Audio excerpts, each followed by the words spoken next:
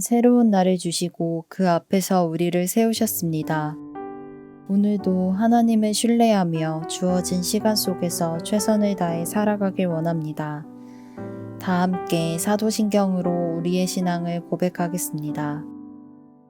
전능하사 천지를 만드신 하나님 아버지를 내가 믿사오며 그 외아들 우리 주 예수 그리스도를 믿사오니 이는 성령으로 잉태하사 동정녀 마리아에게 나시고 본디오 빌라도에게 고난을 받으사 십자가에 못 박혀 죽으시고 장사한 지 사흘 만에 죽은 자 가운데서 다시 살아나시며 하늘에 오르사 전능하신 하나님 우편에 앉아 계시다가 저리로서 산자와 죽은 자를 심판하러 오시리라. 성령을 믿사오며 거룩한 공예와 성도가 서로 교통하는 것과 죄를 사하여 주시는 것과 몸이 다시 사는 것과 영원히 사는 것을 믿사옵나이다. 아멘.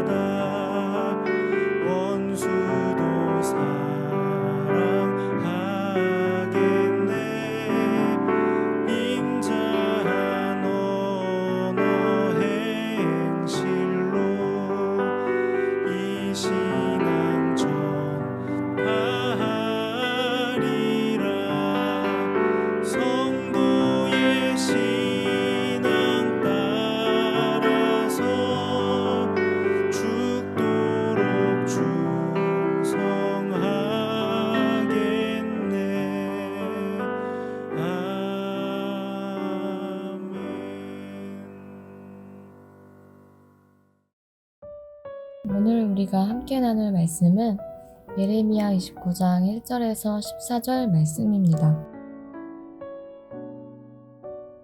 선지자 예레미야가 예루살렘에서 이 같은 편지를 느부갓네살이 예루살렘에서 바벨론으로 끌고 간 포로 중 남아있는 장로들과 제사장들과 선지자들과 모든 백성에게 보냈는데, 그때는 여고니야 왕과 왕후와 공중 내시들과 유다와 예루살렘의 고관들과 기능공과 토공들이 예루살렘에서 떠난 후라. 유다의 왕 시드기야가 바벨론으로 보내어 바벨론의 왕 느부갓네살에게로 가게 한 사반의 아들 엘라사와 hil기야의 아들 그마랴 편으로 말하되, 만군의 여호와 이스라엘의 하나님께서 예루살렘에서 바벨론으로 사로잡혀 가게 한 모든 포로에게 이와 같이 말씀하시니라. 너희는 집을 짓고 거기에 살며 텃밭을 만들고 그 열매를 먹으라. 아내를 맞이하여 자녀를 낳으며 너희 아들이 아내를 맞이하며 너희 딸이 남편을 맞아 그들로 자녀를 낳게 하여 너희가 거기에서 번성하고 줄어들지 아니하게 하라. 너희는 내가 사로잡혀 가게 한 그 성읍의 평안을 구하고 그를 위하여 여호와께 기도하라. 이는 그 성읍이 평안함으로 너희도 평안할 것이니라. 만군의 여호와 이스라엘의 하나님께서 이와 같이 말하노라. 너희 중에 있는 선지자들에게와 점쟁이에게 미혹되지 말며 너희가 꾼 꿈도 고지 듣고 믿지 말라.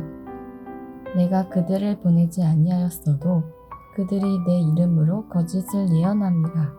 그 여호와의 말씀이니라. 여호와께서 이와 같이 말씀하시니라. 바벨론에서 70년이 차면 내가 너희를 돌보고 나의 선한 말을 너희에게 성취하여 너희를 이곳으로 돌아오게 하리라. 여호와의 말씀이니라. 너희를 향한 나의 생각을 내가 아나니 평안이요 재앙이 아니니라. 너희에게 미래와 희망을 주는 것이니라. 너희가 내게 부르짖으며 내게 와서 기도하면 내가 너희들의 기도를 들을 것이요. 너희가 온 마음으로 나를 구하면 나를 찾을 것이요 나를 만나리라. 이것은 여호와의 말씀이니라. 나는 너희들을 만날 것이며 너희를 포로된 중에서 다시 돌아오게 하되 내가 쫓아보내었던 나라들과 모든 곳에서 모아 사로잡혀 떠났던 그곳으로 돌아오게 하리라. 이것은 여호와의 말씀이니라. 아멘.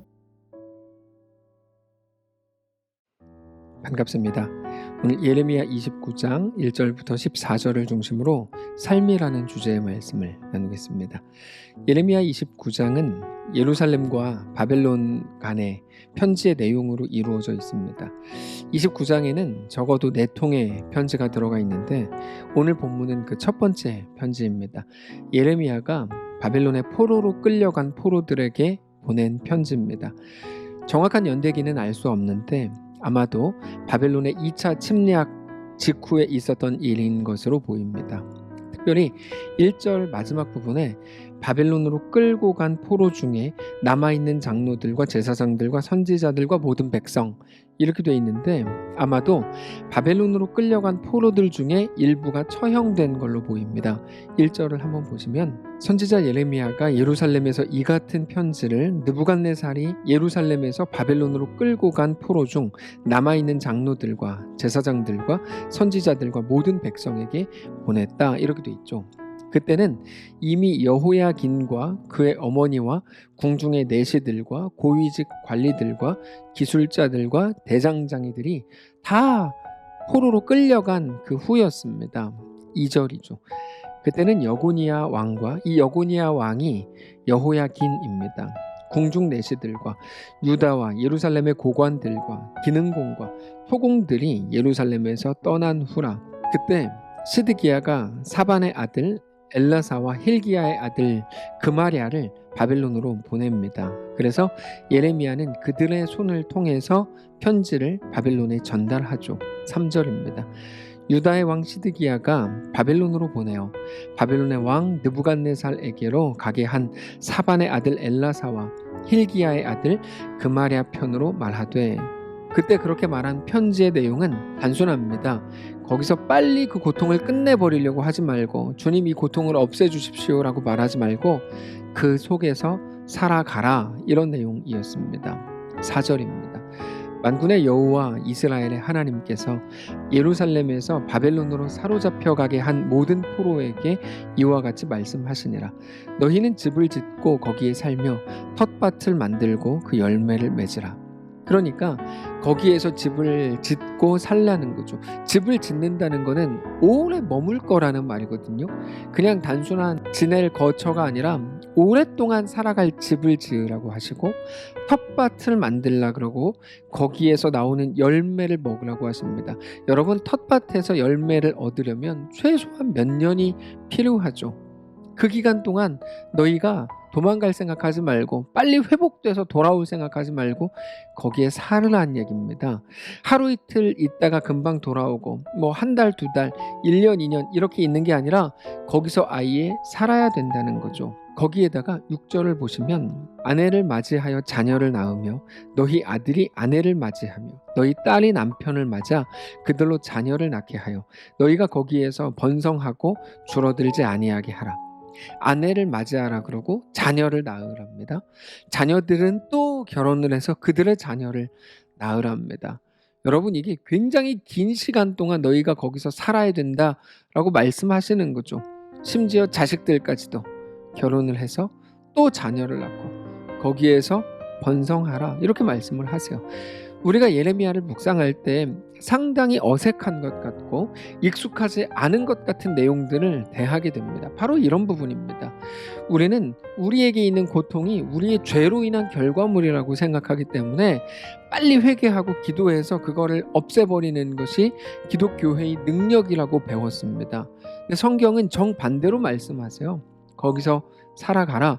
너가 거기 있는 것은 어색한 일이 아니다. 그래, 물론 너의 죄 때문에 거기 있는 거다. 그러나 거기에서 너는 살아갈 수 있다. 평안할 때 하나님을 섬긴다고 하는 거 누구나 다 할 수 있는 말이다. 그러나 고통의 때에도, 원하지 않는 상황이 반복될 때에도 그 속에서도 하나님으로 인해 온전한 평안을 누릴 수 있다는 거 또 기억해야 된다. 보행자와 함께 달려도 피곤하면 어떻게 말과 경주하겠느냐. 평안할 때는 무사하다고 생각할지 모르지만 너는 상황이 좋아져서 평안해지는 그런 존재가 아니고 넘실거리는 요단강 앞에서도 하나님으로 인해 평안한 존재가 바로 너다. 이렇게 말씀을 하시는 거죠. 너는 적당히를 원하지만 그럴 수 없다. 나는 너를 대장부로 불렀다. 평안할 때뿐 아니라 광야에서도 폭풍 속에서도 너는 내 백성이다. 나는 너의 하나님이다. 상황으로 인해서 평안을 느끼는 것은 너무 불완전한 일이다. 어떤 때에도 내가 너의 하나님인 것으로 인해 너는 만족할 수 있다. 그게 성도다. 이렇게 말씀하시는 게 예레미야입니다. 그러니까 단순한 고통을 없애고 이거 면제시켜주고 저기서 도망쳐가지고 뭐 잘 먹고 잘 살고 이게 성도의 능력인 것처럼 생각한다는 것은 굉장히 심각한 오해고 어리석은 생각입니다. 성경은 전혀 다른 것을 말하기 때문입니다. 그래서 우리는 늘 놀라는 겁니다. 하나님의 크기를 보고 놀라는 거죠. 우리에게 대한 하나님의 기대를 보고 놀라는 겁니다. 하나님은 어디까지 우리를 이끄시는가? 하나님이 어디까지 우리를 붙드시는가? 이게 하나님의 크기죠. 그게 놀라운 겁니다. 그게 복음이고 그게 성경입니다. 적당히 놀아도 먹고 살 수 있게 하시지 않는다. 이거거든요. 서울대학교에 보낼 작정이고 하버드로 보낼 작정이다. 공부시키겠다는 거예요. 훈련시키고 그렇게 하나님과 동행할 수 있는 자로 세우실 작정인 거죠. 그게 우리에게 대한 하나님의 기대라서 우리는 하나님의 기대를 보면서 깜짝 놀라는 거예요. 나에게 대한 기대가 이렇게 큽니까? 부담스럽죠. 그래, 너는 그 길 갈 수 있도록 내가 너와 함께 한다. 이렇게 말씀하시는 게 성경입니다. 그게 우리에게 대한 하나님의 이끄심이고 성경은 늘 그것을 우리에게 말하는 겁니다. 그게 오늘 본문입니다. 너 거기서도 살 수 있다. 너 살 수 있는 존재다. 못 산다고 징징거리지 마라.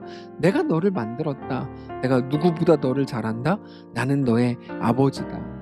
그래서 오늘 본문에서도 이렇게 말씀을 하십니다. 7절을 보시면 내가 내 집을 버리며 내 소유를 내던져 내 마음으로 사랑하는 것을 그 원수의 손에 넘겼다. 이렇게 말씀을 하시죠.